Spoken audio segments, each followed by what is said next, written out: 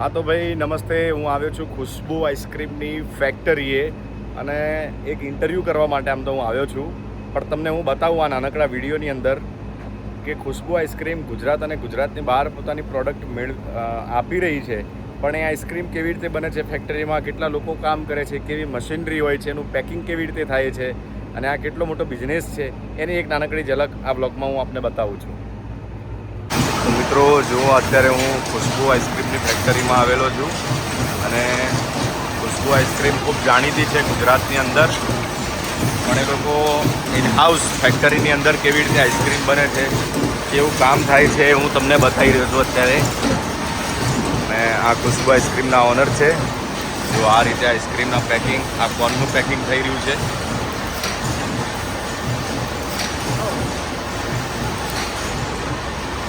અહીંયા ફેક્ટરીની અંદર મેં પૂછ્યું તો 450 લોકોનો સ્ટાફ છે. જુઓ મશીનરી જુઓ, અહીંયાથી આ રીતે આઈસ્ક્રીમ ભરાઈ રહી છે.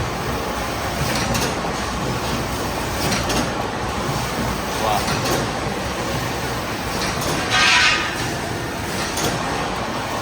અહીંયા આ રીતે બહાર જઈ અને પછી બોક્સની અંદર પેકિંગ થઈ રહ્યું છે. બહુ સરસ.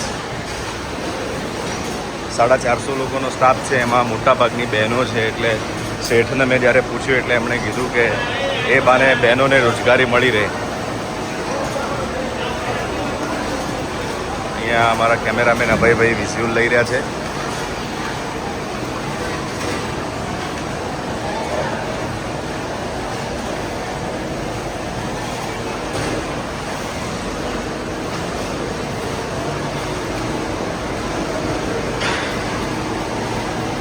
પેલી કુલ્ફી ખાવ છો ને, કુલ્ફી આ રીતે બને છે, આ રીતે એનું પેકિંગ થાય છે. જુઓ, વાહ! હા,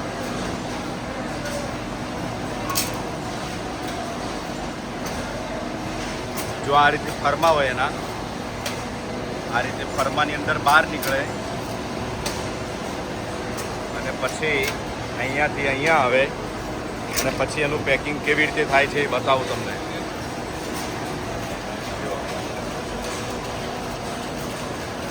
મશીનરીમાં એનું પેકિંગ થઈ ગયું.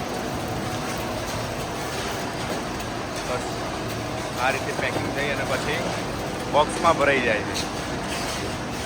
ખુશ્બુ આઈસ્ક્રીમ એ માત્ર ગુજરાત નહીં પણ ગુજરાત બહાર રાજસ્થાન, મહારાષ્ટ્ર સુધી પણ એમની પ્રોડક્ટ જાય છે. આ ચોકોબાર છે.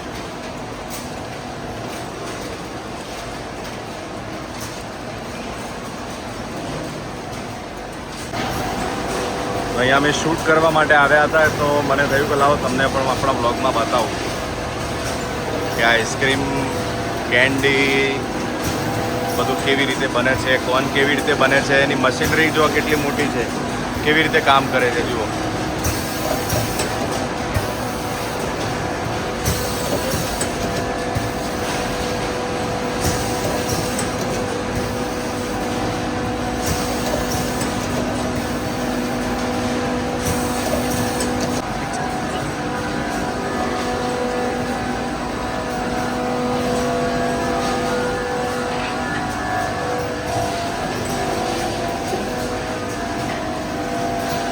આ બધી અલગ અલગ મશીનરીના નામ લખેલા છે.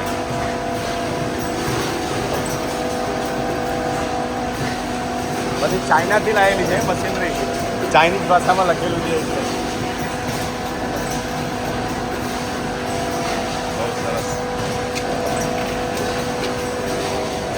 આઈ થિંક મેંગો ડોલી છે. જુઓ, મેંગો ડોલી. હા, મેંગો ડોલી. એની ટેગલાઇન બહુ સરસ છે, બાંટે ખુશિયા ખુશ્બુ આઈસ્ક્રીમ. આજે આઈસ્ક્રીમ બનતું હોય ને એ 4 ડિગ્રીનું હોય. ઓકે. આમાં છે ને નાખે ને, આમાં અંદર જાય ને, અંદર આમાં આટા મારે. ડ્રમ હોય, ડ્રમમાં 45 મિનિટમાં બહાર આવે ને તો માથા પર તો લોહી નીકળે એવું થઈ એટલી કડક થઈ જાય જાય. કુલ્ફી કોણ બધું એટલે લાંબો સમય ટકી રહે. ડાયરેક્ટ સપ્લાય આપી દેવાનું, અહીં રાખવું ન પડે. એટલે શું કરવું પડે, મારે 12 કલાક કોલ્ડ રૂમમાં રાખવું પડે ત્યારે જામે. હવે અત્યારે હું છે, આ બધા ફાસ્ટ મશીન આવી ગયા. અહીંથી માલ ભેગો ને 45 મિનિટમાં ખવાઈ જવો જોઈએ. ઓકે. સાહેબ તો ફાસ્ટ કરી નાખી. બેન પેકિંગ કેટલું ફાસ્ટ કરે છે એ જુઓ તમે.